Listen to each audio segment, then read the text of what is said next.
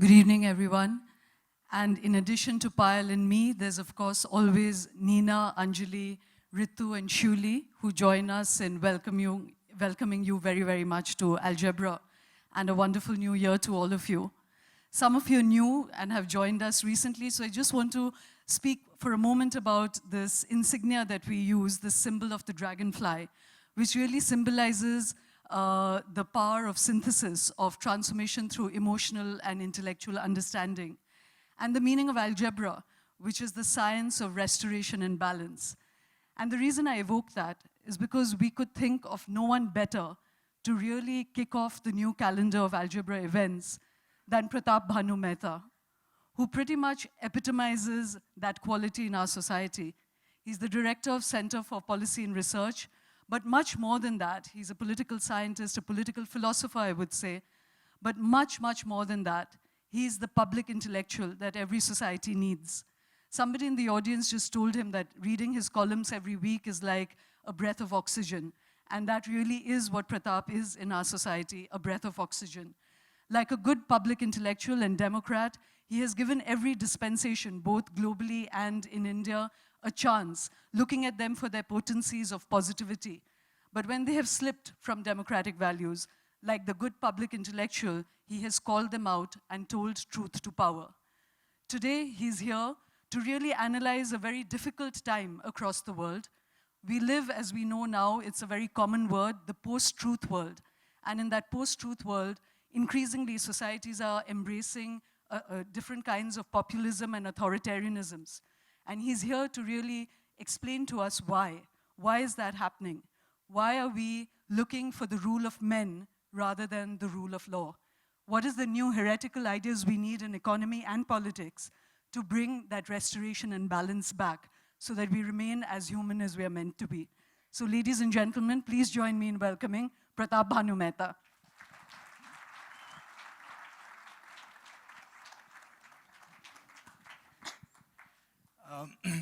Good evening. It's very intimidating being here with this audience, and especially after, I think, a post-truth introduction that Shoma has given. Also because I know I stand between you and Nasiruddin Shah Sahab, who is truly one of the great artists of our time. And it's always kind of awkward, when academics interject themselves, as it were, between between an audience and great art.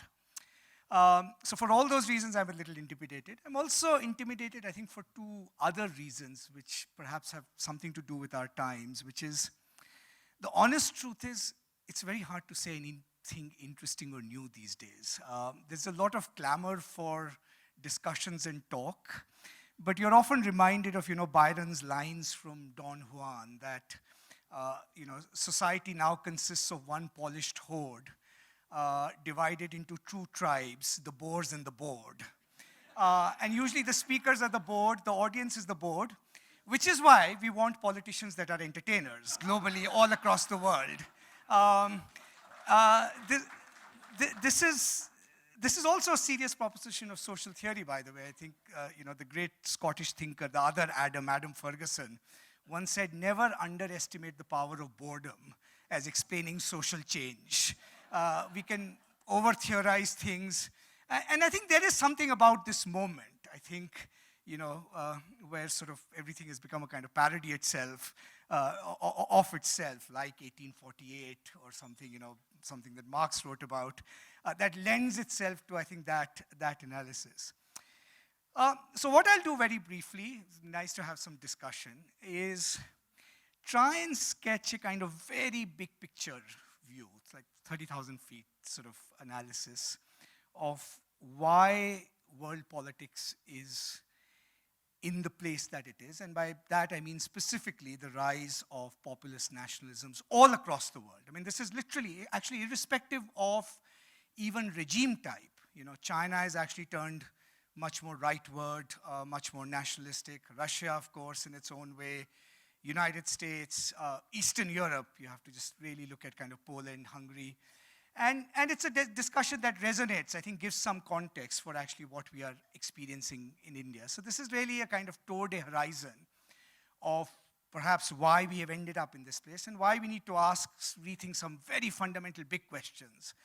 Again, this is not a challenge that's going to be, in a sense, addressed by incremental tinkering of the kind that we had the last few years. In fact, one way of thinking about world politics at this point is that every country, it's a contrast between an incremental plutocracy, which was identified with the old regime, and a disruptive authoritarianism, which is described as a kind of new source of change, right?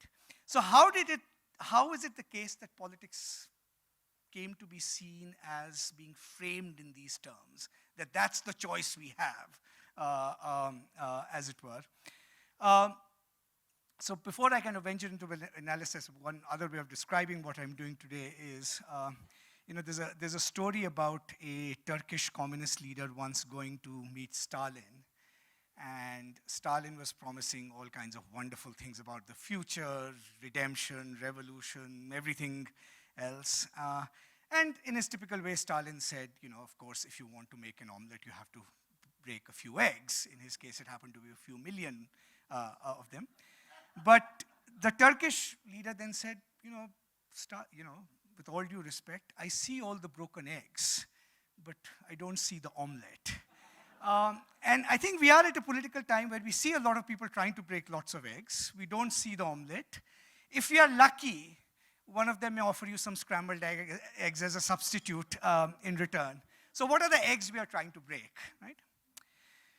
Now, academics usually like to begin, even if you're not Marxist, even if you're don't believe in economic overdeterminism, as most of us sort of don't, by saying, let's look at economics first. Let's look at, is there something systematic going on in the structure of global capitalism that is actually going to produce this politics globally? Remember, look, if you thought the world had become globalized in the last 15, 20 years, it was inevitable that that globalized world was also going to produce a globalized politics. Although we don't experience our politics as globalized in that way. We still think of American elections, Indian elections, Hungarian elections, Philippine elections, right?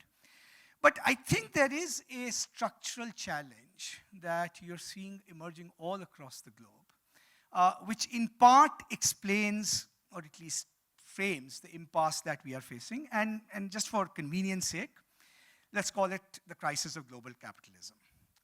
Now you might say, what crisis are you talking about? President Obama just, in his farewell address, actually just a few days ago, describing his legacy said, look, America is rising again. The median wage of all sections of American society are rising. Unemployment rate is 4.5%, right? The surface data doesn't look that bad. India is doing 7%. Sure, there are mini crises here and there, but why this sense of gloom and doom, this sense of Armageddon about the global economy that actually fueled not just the rise of Trump, right? Is there a mismatch between our fears, as it were, and the actual data, right? And I have to say that at this point, you might say that there is this mismatch. In just purely statistical terms, the economy doesn't actually look as bad as perhaps this rise of angry populism would suggest. But I do want to suggest that I think implicitly that angry populism is onto something about the crisis of the economy, which our official data is not capturing, or it's a fear about the future, which no data can capture. Data always tells you yesterday's story, right? It doesn't quite tell you what the fears and anxieties about the future are, right? And one way of thinking, very simplistically framing what this crisis is to just ask the question, look, global capitalism has always undergone a series of crises. It's always a question of imbalanced growth, but you make certain choices, and you hope you'll be able to compensate for inconvenience and disequilibrium that emerges at one moment by a policy choice at time t. At time t2, or in the next phase. I think what a lot of people are sensing across the globe is that they don't see very many great ideas that will allow global capitalism to do these adjustments as easily as it did in the past, right? So let's just go quickly through 5 or 6 instruments about how does global capitalism actually adjust to challenges, crises, slowdown, imbalanced growth, right? Now, in the West, the assumption I'll take for granted that India is actually part of the global economy. I mean, one of the myths that we've kind of grown up with is that we are sort of sui generis, but actually everything that happens in the world affects us, our growth prospects, very significantly, right? So one analysis of the global economy would go something like this, which is that the global economy has typically employed the following instruments to keep the social peace, right? And each of those instruments has run up, as it were, against certain structural limits. So the first instrument of capitalism was always imperialism.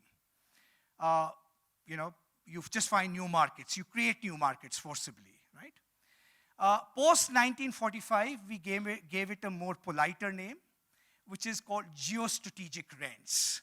It's not imperialism in the old sense, but it is the power that certain powers exercise to be able to, as it were, rig the rules of the world system in their favor. If you are lucky, as we were the last 25, 30 years, those rules would also enable new powers to arise, so it's not a zero-sum game, right? But the idea is that you need to, in a sense, expand and deepen markets to find new sources of profit, right? One of the things that's happening right now in this conjuncture is that at one level you might say that competition for geostrategic rents is at a kind of exhaustion. You can't do 19th century style imperialism.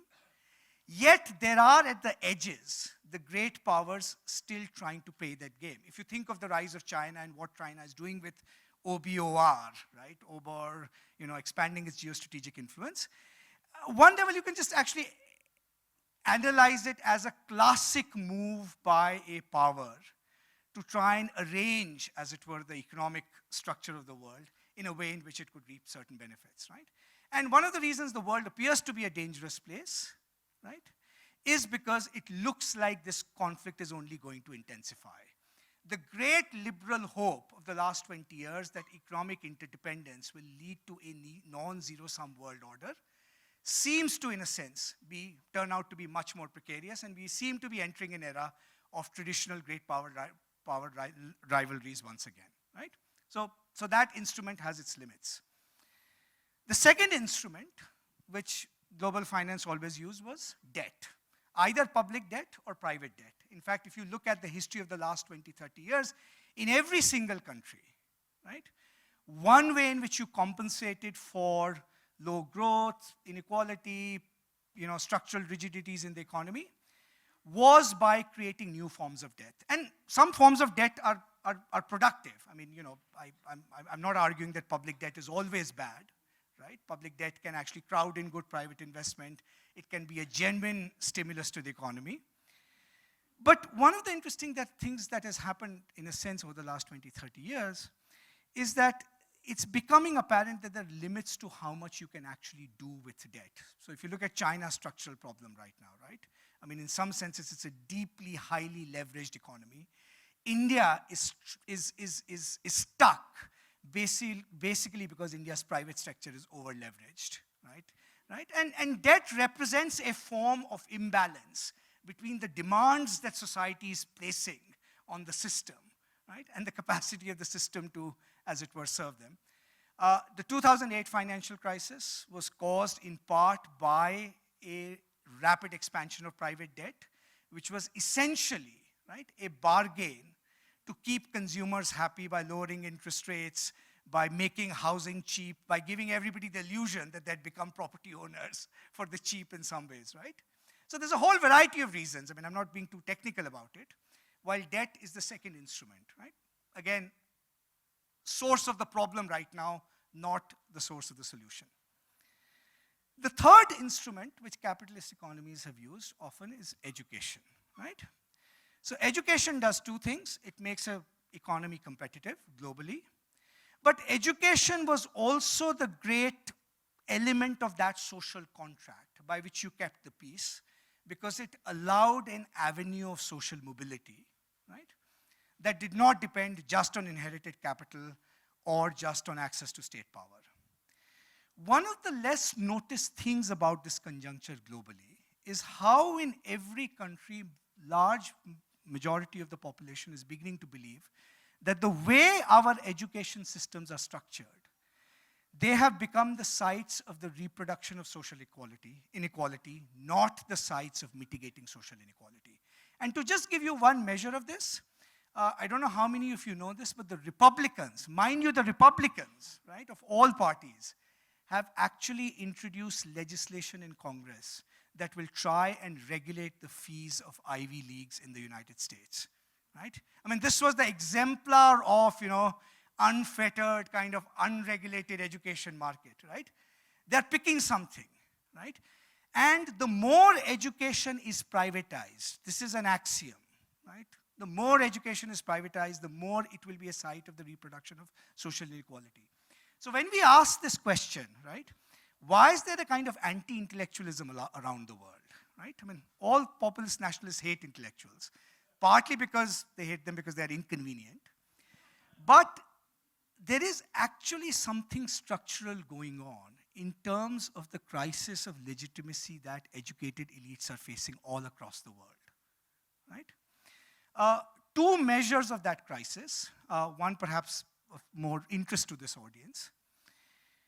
From the 2008-2009 financial crisis onwards, right? So we talked about in that crisis the failure of regulators, right? Misjudgments, not necessarily corruption always, but at least misjudgments. We talked about the failure of private bankers to assess risk and so all of that. But the crucial element in that crisis, and it's a crisis you see in India as well, was the complete breakdown in the credibility of all professions, right? That were actually meant to be a counterweight to both state and market.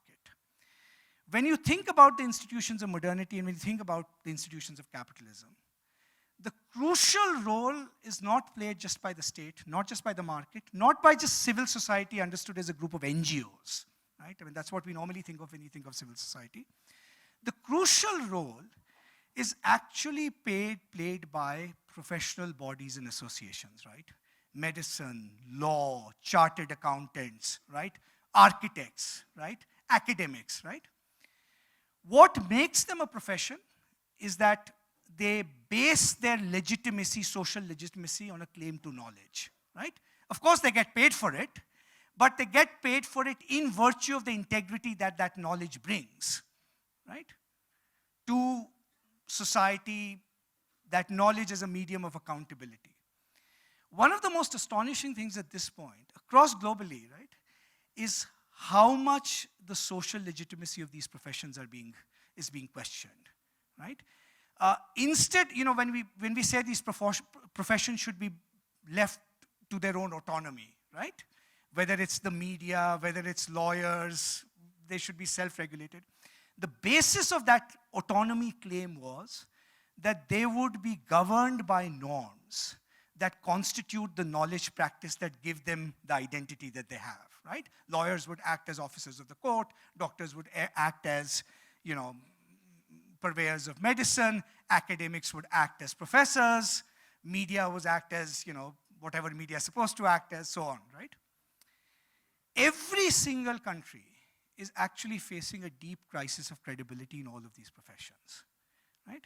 Which has two consequences, right? Because these professions, A, were the avenues of middle-class mobility, right? But it also has, in a sense, I think, diminished society's appetite for anyone who claims autonomy based on, right, the idea that you have a special form of knowledge, because that form of knowledge is being seen as thoroughly compromised one way or the other. When university professors become consultants, for example, right, just to take one example, right, when doctors become shareholders of hospitals, right, what is happening to that professional identity, right? The basic claim on which it was based, which was a knowledge claim, right, becomes compromised in eyes of society. I'm not talking about sort of individual integrity and so forth, right?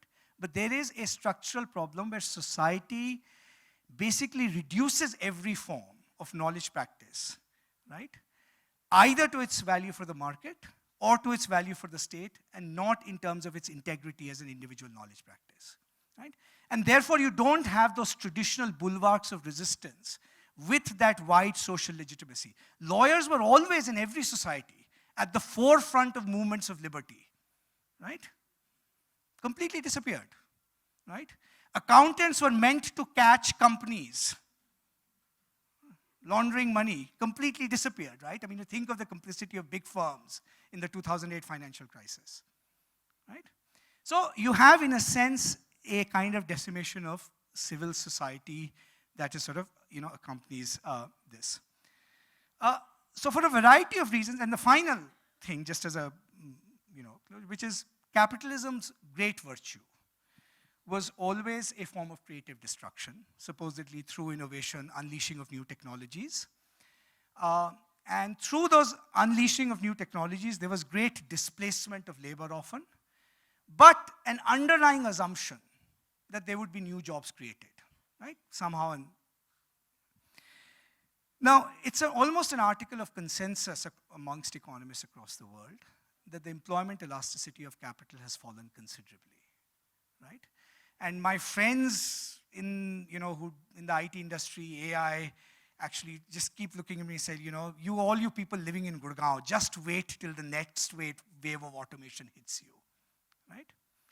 Now, I'm in no position to judge the validity of that fear, but I think across the world, governments are finding it hard to imagine what is going to be the structure of policies that can create the kind of employment that compensates for the displacement you have right now. And it's not just employment, it has to be a form of secure employment. I mean, one of the things we often underestimate is, look, we did this to the working class many years ago, and in the US, we did it over the last 20 years. We told them, look, contract jobs, insecure jobs, constant retraining, these are the new mantras of the 21st century, right? And when you use economic language to describe it, it sounds nice. You can even say it sounds, there's a certain kind of romance about it. Lifelong learning, right? As a mantra. Most of us here are over 40, 50. How easy is lifelong learning, right? I mean, seriously, right? If you're asked to learn Mandarin past the age of 50, it would be a bit of a challenge, right? So the idea, and Edward Luttwak, who wrote this wonderfully provocative essay in 1999, Is Fascism the Wave of the Future? His basic prediction was, when the sense of insecurity begins to hit the white-collar workers, you will actually begin to have that real classic social ground for the turn towards fascism, right?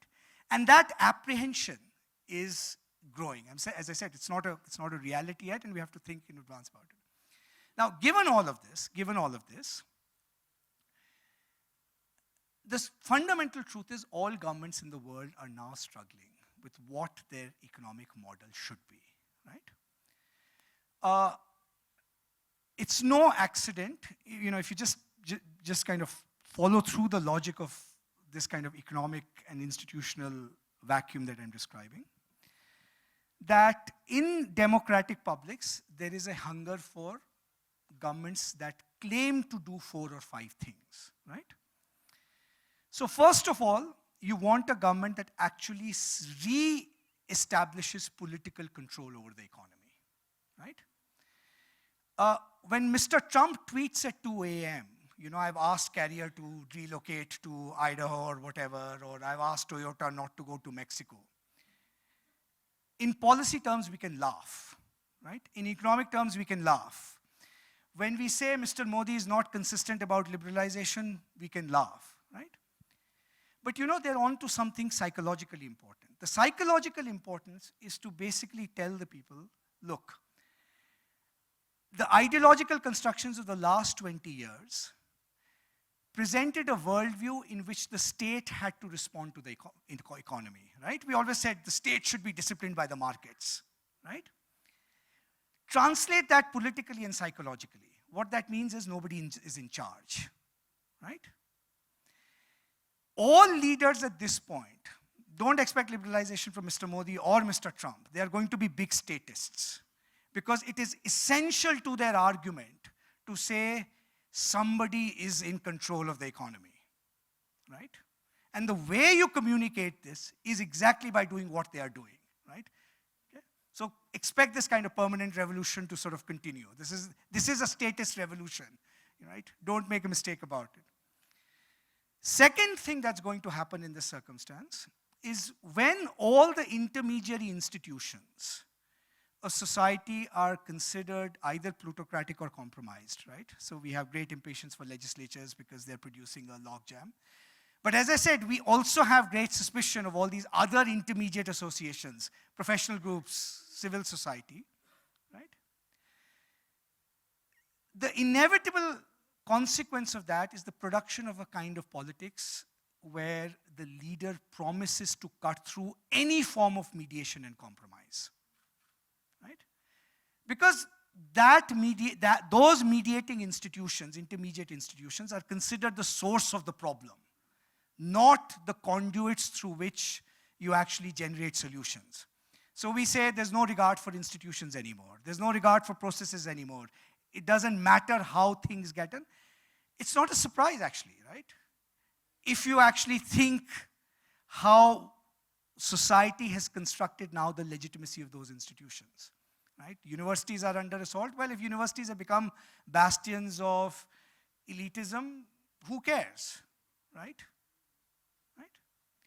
So this idea of an unmediated unitary will of a ruler that can cut through all forms of mediation, from RBI to judiciary, what name you, right? Right? The problem is, we have to ask the harder question, how did those institutions begin to get delegitimized in the first place, right? The leader is, in a sense, a symptom, right? As much as right rather than a cause. The third element of style, which is, going to be very or important to all of these political movements, is, of course, nationalism, right? Nationalism is, in a sense, inevitable once you have that deep structural crisis in global capitalism, for two reasons. One, because it's a political ideology that's congruent with reasserting state control over the economy, right? Nationalism provides a convenient scapegoat for, you want to personify what went wrong with globalization, right? Just as, you were skeptical of kind of abstract arguments saying, we'll put ourselves to the mercy of abstract economic forces, you want to personify what actually went wrong with globalization, and nothing is more tempting in that personification than nationalism, than the fear of outsiders, right? It's harder for a politician to say technology is taking your jobs than saying it the Chinese and the Indians are taking your jobs, the Mexicans are taking your jobs, right? Right? And no politician is willing to, in a sense, say that, right? But nationalism, I think, also, and I'll just put this out as a provocation, Svetlana Alexievich, the Russian author, in writing about post-Soviet Russia, one of her interlocutors makes this kind of rather telling comment, which is that, look, we might want a mall, but a mall is not a substitute for a motherland, right? Which is to say, the idea that we belong to a historical community whose meaning unfolds in time, right? And nationalism has been the only modern ideology that can compete with religion. It's the only ideology that can consecrate death. It's the only ideology that promises you a kind of immortality through participation in a community, right? I mean, it's always been a kind of potent force, right? But that loss of collective meaning that was generated by, right, the anonymity of market forces over the last few years, that sense of a loss of public, right? Nationalism will come and fill in that vacuum, that sense of meaning. And it has an elective affinity, right? As I said, right? It has an elective affinity also with the political styles of these leaderships, right? They need nationalism, and they will need it even more, because the honest truth is they don't have a structural solution to the problems that we have outlined, right? They overpromised, but no politician is actually, or very few politicians, are willing to confront the truth in the deepest sense that we talk about, right? Which is, what is actually our economic malaise, right? Do we need radically new ideas, right, at this conjuncture, in thinking about what would a world be like where, for example, you cannot guarantee full employment, or you cannot guarantee secure employment of the old kind. Saying flexibility and lifelong learning is not an answer that's going to cut it politically, right?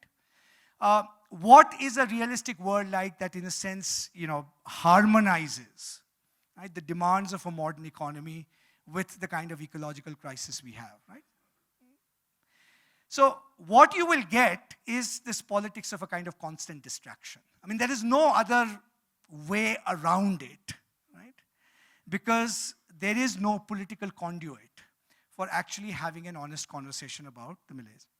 One last point I'll make, and this will wrap it up. Now, all of this has also come at what some would argue is a unique conjuncture in the world, which is, this whole debate about post-truth society. Now, what I want to say about post-truth society, look, all societies have been post-truth societies. Plato wrote about post-truth society 2,500 years ago. The sophists were post-truth, and every critic of democracy has accused democracy of being a post-truth society in some ways. Because propaganda matters, has always mattered. Because more subtly, sometimes the idea that all people are equal shades into the thought that therefore all arguments are equal, right? That's also a form of post-truth. So post-truth has, in a sense, characterized all societies. What is dangerous and unique about this construction is the alliance of post-truth with digital capitalism.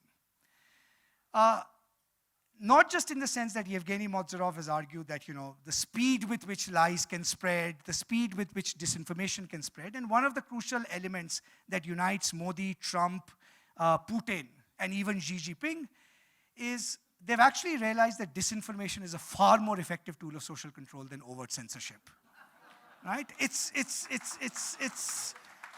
They're geniuses of that stuff, right? They've also realized that there are two main forms of social critique. One is parody, the other is accusing somebody of lying. Parody doesn't work against people who parody themselves. I mean, seriously, they've kind of disabled us, right? And they want you to contest on the terrain of truth for this reason, which is, and you saw that in the American campaign, the terrain of truth is advantageous to them because all they have to show is that you are compromised. You don't have to show anything about their credibility, right? So there is that kind of political, but the deeper truth, the deeper issue with digital capitalism is that it has, in a sense, completely blurred the boundaries between the public and private. And when you blur the boundaries between the public and private, two things happen. First, toleration becomes harder. I mean, toleration is always premised, to be honest, right, on some sense of, look, this is allowed in your space. This is not allowed to intrude in my space. But it's also created this fantasy of a social order where our desires, right, can be predicted by somebody even before we know we've had them, right? And we are willingly participating, in a sense, in that kind of exposure, right? So the consequence has been all liberal democracies, the one thing that you could always count upon them in the debate between liberty and surveillance, right? We always used to say liberal democracies will stand for liberty. They'll stand for individuality, right? What digital capitalism has done is, in a sense, it says that a form of data and surveillance is really about serving your needs. This is not about authoritative control. And that conflation, right, has made the defense of liberty and privacy actually that much more, harder in that conjuncture.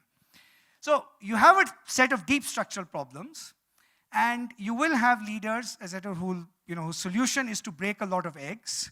They are like people looking for light under the lamp, looking under the lamppost, not because you lost the key there, but because there appears to be light there, right?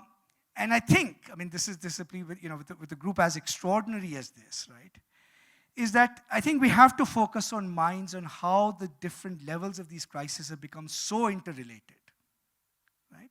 That we will need radically different kinds of conversations, right? Rather than the kind of incremental twiddling most of us are used to. I'll stop.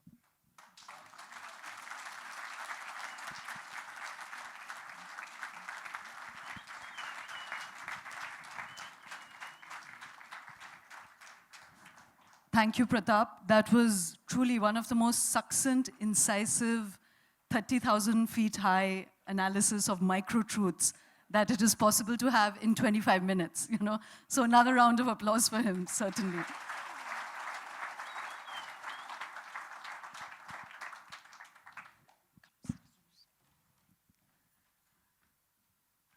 I'm going to go straight into the questions, Pratap, because, you know, naturally you've triggered a lot of interlocutors. Ashwini Singla wants to know that isn't secure employment an oxymoron in the new millennium? So you may be descriptively right. I mean, you know, and this is a hard question, right? Which is, it's true we are conditioned to think of employment certain ways. Let me put it this way. If you want to move to a system, and look, most people have had insecure employment for a very, very long time, right? I mean, you know, let's not kind of pretend that this is, in a sense, a new problem, right? But I think you have two challenges, right? One, and you know, this is the context in which, for example, you're having a global debate over basic income, for example, right? There's not just the Indian debate, but why Silicon Valley is, you know, so gung-ho about the idea of basic income. Which is to say that, look, do you need a radically different solution for this? Which is, if you can, to a certain degree, detach income security, you know, at very low levels, we are not talking sort of, you know, disabling doles of any kind, then can you psychologically mitigate, right, some of the anxieties that in a sense come with that lack of secure employment? And mind you, it's not just lack of sort of security as in will I have the same job, right? It is this whole question of, do I have a story to tell that my children will be better off than we were, right? And for the first time, certainly in the advanced world, I think there is a lot of anxiety about being able to tell that story, right? It's not that people expect to remain in the same jobs, but they actually expect to have jobs for them. So, as I said, economically I'm agnostic. I mean, maybe we are in a world where, you know, that kind of sort of association of job security and income is no longer possible. But then we have to think of an institutional response to that, right? That addresses those insecurities. And in fact, Pratap, one of the ideas that is going around, that idea of universal basic income, is to disconnect self-esteem and self-worth from one's job. And maybe psychologically that's what we are being prepared for.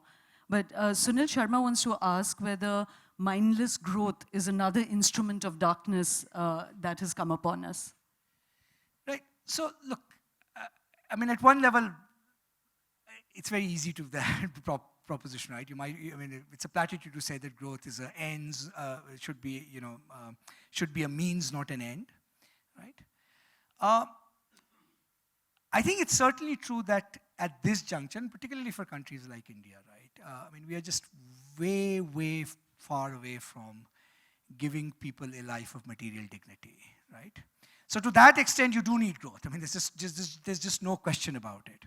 What you need is a much more intelligent debate about the structure of growth, right? And in a sense, the distributional consequences of that growth. And its sort of ecological foundations kind of, you know, increasingly, which I think what you do need to get away from the idea is that the growth is a panacea to everything. I mean, I think, you know, it was kind of common sense the last 20, 30 years where we assumed that growth was itself such a revolutionary force, which it is, right?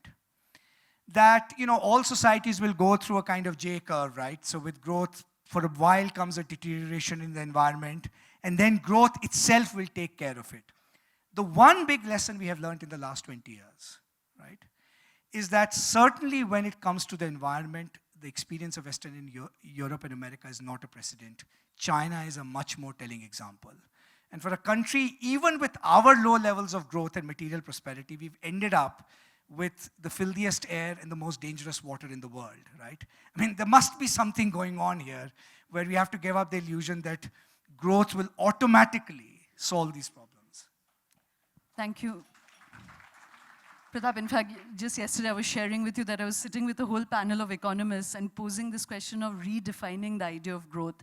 And it was really like, in a way, talking to a blank wall. You know, it wasn't possible to imagine any other form of growth. And again, just to share with the audience that there's a World Bank report which now says that automation is going to make India lose 69% of its existing jobs, and manufacturing is not leading to new jobs. So there's certainly a need for a new kind of thinking altogether.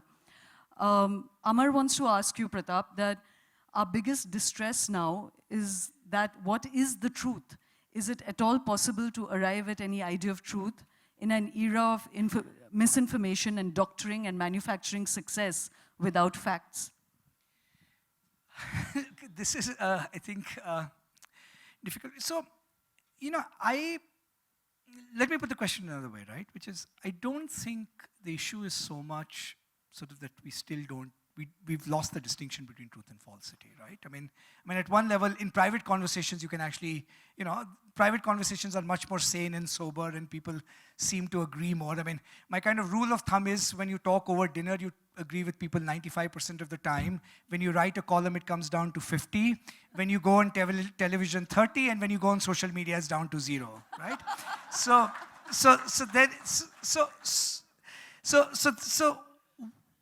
which is a flippant way of saying that, you know, truth has always needed some institutional mediation and articulation, right? Because truth in part turns on authority. Not authority in the sense that you blindly believe what people are saying, right? But you have to have some degree of presumptive trust in what, if a scientist is telling you, I have done an assessment on the risk of GM crops, you have to have some presumptive trust in that institution of science and the institutions that support it to make a judgment of that truth, right? I think what has happened is that the institutional base has, in a sense, now become corroded and compromised. So it's not that we don't understand the distinction between, we just don't understand, we just don't know who to believe, right? Right? And as I said, partly that has come from, in a sense, not thinking about what are the special institutional circumstances that actually sustain credibility in regimes of truth. When do you believe university professors? When do you believe the media, right? It will not depend on the credibility of sort of individuals, right? It's when you are relatively confident that there are no other extraneous motives driving, at least the ecosystem. Individuals may always be corrupt, right? Once you make all those instruments of truth production, and that's what's exactly happening in our society, right? I mean, courts of law, right? One side of the production of truth. Universities, right? Institutions of science, media. We have, in a sense, not thought about what is an economic architecture that can sustain them, that does not make them dependent, right, on the market, or does not make them handmaiden to powers of the state, right? And historically, that's always been true of institutions that claim a certain kind of credibility. Pratap, I mean, I know in the media that's certainly something we're all worrying about, that there's no financial logic to the media because no one pays for information. But that doesn't hold true for law, for instance, where lawyers are overpaid way beyond what is reasonable, and yet there's that kind of erosion of credibility. And that's why you've kind of addressed it, but in case you want to take it further, Shreyas Sharma wants to ask that, what are the ways that you can restore credibility to institutions that is eroded? You've mentioned economic viability, but is there anything else? So, this is difficult. You know, I mean, institutions take years to build, and, you know, as Professor Bhattacharya and I were just talking, Niladri Bhattacharya is here, you know, wonderful historian, and, you know, they take seconds to break. I mean, they're more like glass than we realize. They're more brittle, right? I would actually begin with sort of one or two things about our discourse itself, right? I think one of the mistakes, again, this is a global mistake, and actually academics are more responsible for it than almost anybody else, right? Was the conceptual mistake we made of thinking about human motivation only on two dimensions, which is either it's self-interested or it's altruistic, right? Our dominant modes of self-understanding are very reductive in their accounts of human motivation, right? Most societies that are creative, energetic, with a minimum degree of integrity, are societies that learn to reward, as it were, intrinsic motivations at least as much as extrinsic motivations. Let's be realistic, you cannot expunge extrinsic motivation.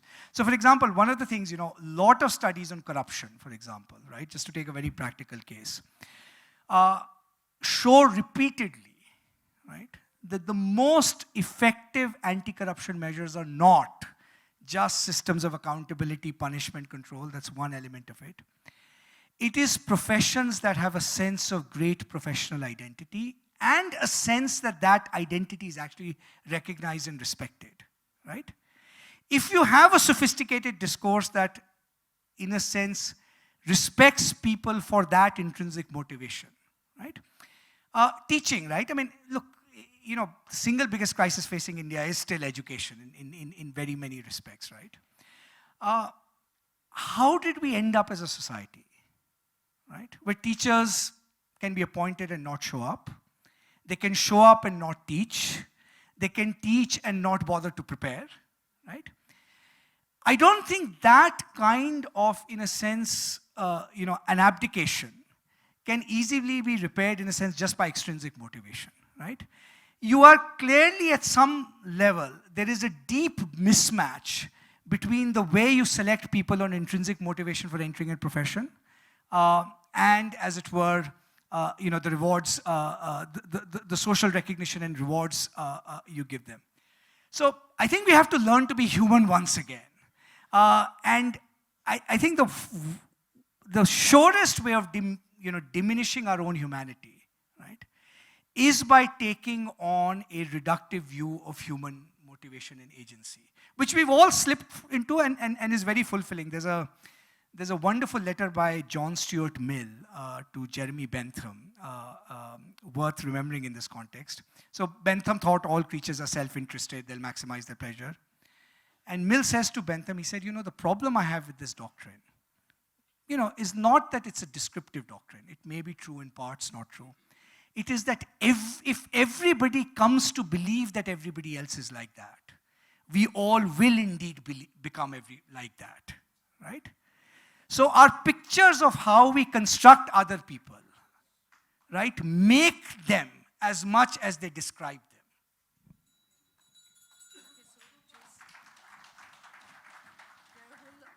There are a whole lot of them, so I'm just going to call out all of them, Pratap, and pick one, okay? How would you differentiate between intellectualism and a strong belief, and why should one be less or more than the other? That's by Navneet. Ashwini Singla again says, what are the similarities you would draw between Trump and Modi? I think that's the one you should pick. Is there a hope for India shining? Rajinder Sood would like to know. And this is, I'm just going to read it out, but if the following premises are true, one, that fascism and draconian rule of law are usually demanded more by older, structure-seeking people, and B, that there is a gradual graying of most populations, especially in the West and even in China and India, and C, that it is the older people who are more often displaced or confused by technology, then is it likely that fascism is a growing worldwide phenomenon driven or accelerated more by demographic and social factors and stresses rather than economic ones, borne out by the fact that rising GNPs seem to be accompanied by fascist leanings? Would you agree or disagree? And why? That's Bala. That's a paper in its own right. Thanks for that. So maybe I'll just quickly take the last one. Look, you've already equated them, so there's nothing else to say, right? I mean, the fact that, and look, to be fair, let's say this, right? The next G20 is going to be very interesting. I mean, Theresa May, Trump, Xi, Modi, Erdogan, you know. Let's put it this way, Mr. Modi will come out looking the best. So, which tells you something about the world. I think the last question, look, the social dynamics, and one doesn't have to be socially kind of deterministic about, sort of whether it's, if you believe in politics, you also have to believe in the proposition that demography and economics doesn't over-determine politics, right? I mean, there is a degree of contingency to how structural problems actually get translated into forms of politics. And at one level, I do believe, look, the next generation is smarter. It's certainly true. I mean, the older generation is technologically, is going to be harder to adapt.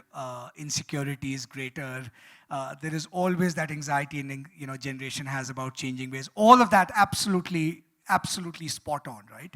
And certainly the kind of talent and energy you see in young people, you just say, these days, what used to be true of computer science, anybody who's over 25 should simply kind of vacate the stage, right? I'm a firm believer in that. But I do think the demographic story is a little bit more complicated because I think where you see politics amongst young people, I think where there is a little bit of a sense of a vacuum, is you also, even for that generation, every generation needs politics with some meaning attached to it, right? One of the interesting things is, economic self-interest doesn't often give you that meaning. In fact, just to maybe have one last remark and throw out something to provoke you. I've been thinking about, right, this demonetization is happening. Why isn't there more protest, right? Even in areas where, there's obvious suffering. And one of the things you realize about the history of protests globally is it's not very easy to do violent protests. Either it needs organization or a political party. In fact, one thing this demonetization has proved is that unless there is political backing, you actually don't get violence in most societies, right? It's true goes of communal violence. But I think more significantly, it's easier to mobilize violence when you're, or even protest actually for that matter, when you feel you're part of a larger collectivity, where your act of protesting or violence is not in your self-interest. People still feel quite skittish about, right? Saying, I want to protest because it's in my interest. You have to tell some story of collective meaning, and which is where nationalism has been most potent, right? Which is what fascists have, in a sense, nationalists have, in a sense, always realized, right? That if you can actually use the trope of sacrifice more than you can use the trope of self-interest, it's amazing what crimes you can get committed, right? And that's I think the affinity in the nationalists. Thank you so much, Pratap. We're kind of running out of time because we have two wonderful, performances and conversations after this.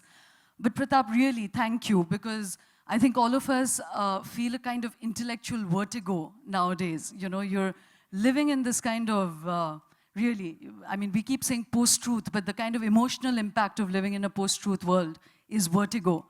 And Pratap really is one of those few people, I would say globally, intellectuals, who give you milestones to understand yourself.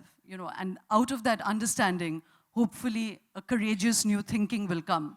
And he's given us so many things to take away that I'm not even going to attempt to sum it up.